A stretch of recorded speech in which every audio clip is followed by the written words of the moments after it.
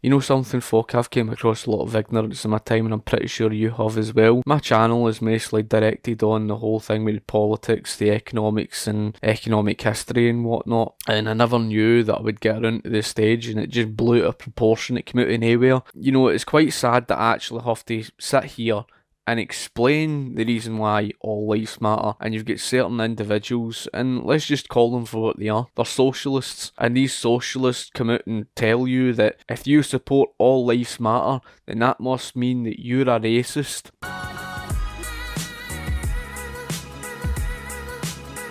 There are two kinds of people that are saying all lives matter. Racists and people who don't think they're racist but are ignorantly promoting racism. This is the sort of, nonsense you're coming across to stir people's emotions and create division. And what did that cause? Look at the fights yesterday in London, for crying out loud. It's mindless nonsense, and that's what leads to this sort of violence. When I look at people, I don't look at people, down to skin colour. A guy, face down to the ground, and he had his knee or something on his neck. And that's how I viewed it. I don't sit and look at it as, oh, it's a white guy, with a black guy on the ground.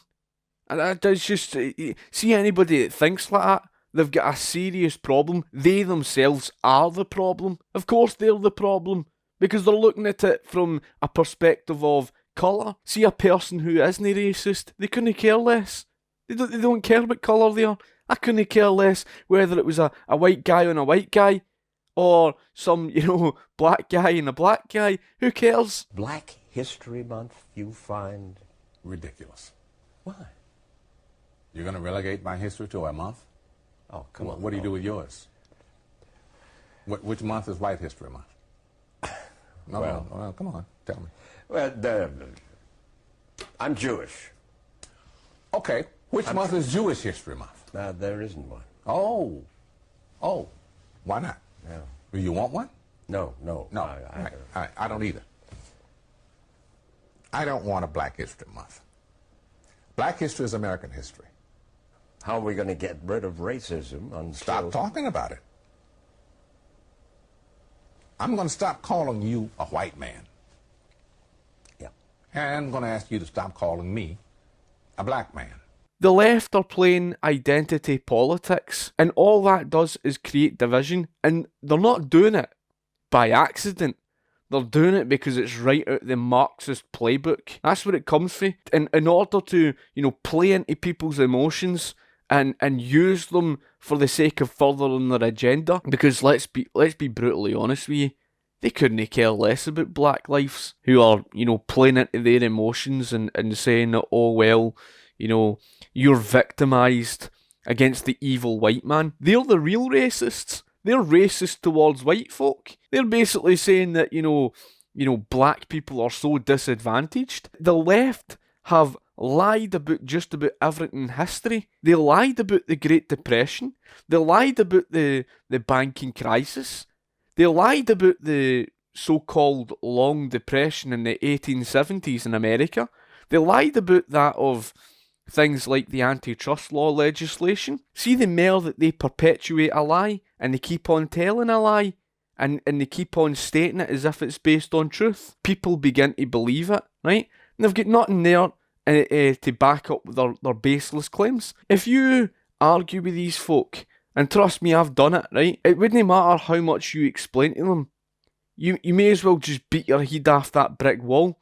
You'd get more sense out the brick wall. It's just like if you argued with a socialist and says to them, socialism is the complete rejection of the market. They would pull off mental gymnastics to tell you otherwise. And anybody who isn't racist didn't see a black person, didn't see a white person. All they saw was a bad policeman who couldn't do his job right. I agree, right, that the guy wasn't a nice guy, broke his way into a woman's house, and he held a gun, apparently, or something, to her pregnant stomach and all the rest of it. However, it still does not justify the wrongdoing of that individual, the policeman. I mean, all that is required is putting him in cuffs. How's that so difficult? Why didn't he actually stick your knee down his neck where he can't breathe for a lengthy period of time? And what were the other policemen doing?